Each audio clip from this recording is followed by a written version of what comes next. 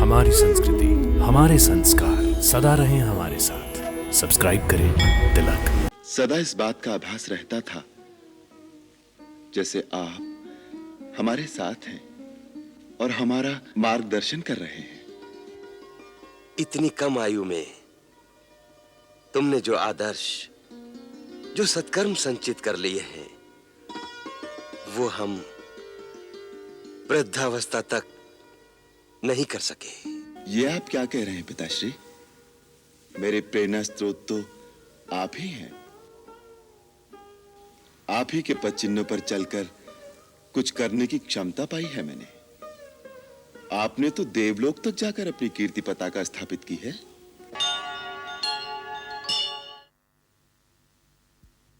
राम जी। राम, कभी अयोध्या याद आती थी? जी।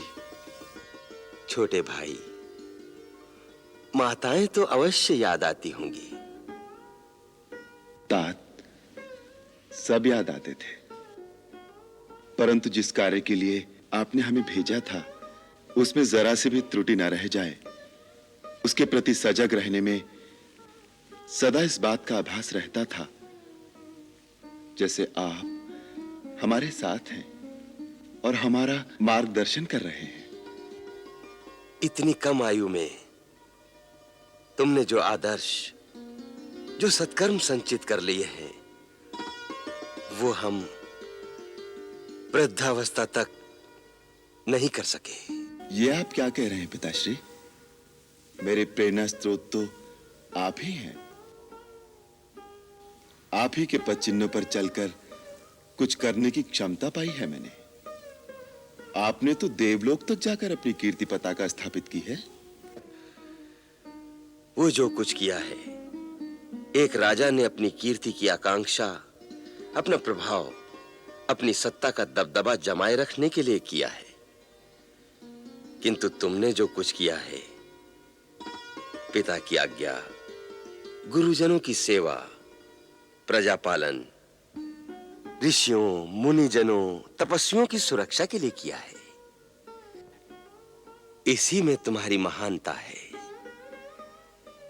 तुम जैसे आदर्श पुत्र को पाकर न केवल तुम्हारे माता पिता वरन पूरे रघुवंशी पितरों का मस्तक गर्व से ऊंचा हो गया है। अपनी प्रशंसा सुनकर सकुचा रहे हो राम?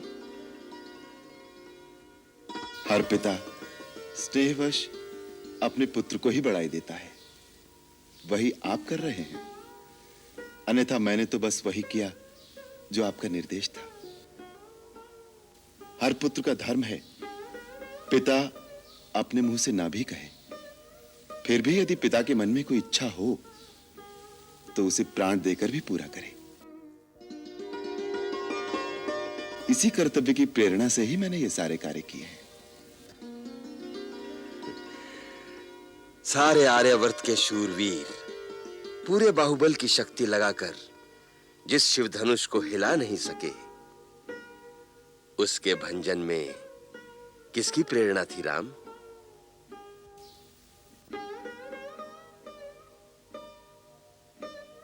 जाओ, विश्राम करो। जब तक हम प्रशंसा करते जाएंगे, तुम संकोच से नमते जाओगे। जाओ वत्स।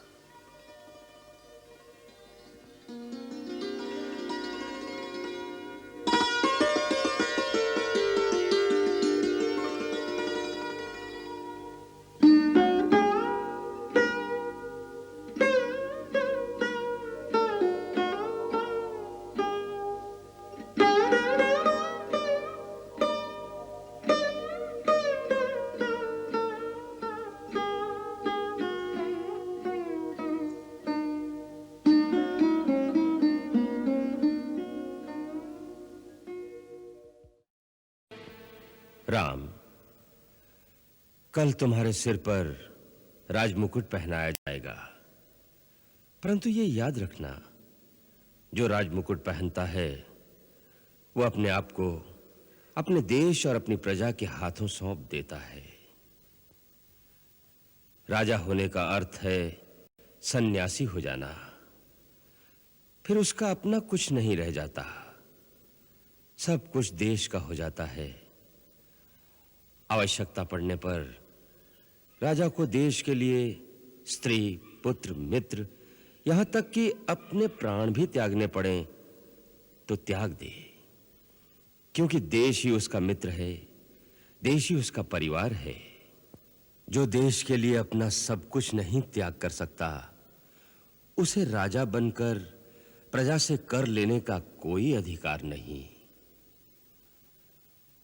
राजा को अपने हर आचरण से एक मर्यादा, एक आदर्श स्थापित करना पड़ता है, क्योंकि प्रजा उसी को देखकर आचरण करती है। एक राजा की मूल शक्ति दंड नहीं, न्याय है। न्याय जो पक्षपात से रहित हो और जो संकुचित भी ना हो, क्योंकि न्याय करते हुए उदारता को भी नहीं छोड़ना चाहिए। राजा को पृथ्वी का भगवान कहा गया है, क्योंकि लाखों प्राणियों का जीवन मरण, सुख दुख उसके हाथ में होता है। इसलिए उसमें दया, क्षमा, उदारता आदि भगवान के गुण होने चाहिए। युद्ध भूमि में राजा को अपनी सेना के आगे रहना चाहिए। जो स्वयं वीर नहीं होता, सेना उसका आदर नहीं करती। राजा को चाहिए ऋषियों, विचारकों और कवियों के आगे सदा नतमस्तक रहें, क्योंकि वही पथ प्रदर्शक होते हैं, सही रास्ता दिखाते हैं। उसके जो अंतरंग और निस्वार्थ मंत्री हों, उनकी आलोचना का आदर करे, उन पर भरोसा करे, फिर भी अपने मन की गूढ़ बात अंत तक अपने मन में रखे। राजा को चाहिए अपने गुप्तचरों द्वारा राज्य की पूरी खबर रखे। मैं जानता हूं राम कि तुम स्वयं राजनीति के पूर्ण ज्ञाता हो, परंतु एक जाने वाले राजा का यह कर्तव्य है कि वो आने वाले राजा को अपने अनुभवों से अवगत कराए।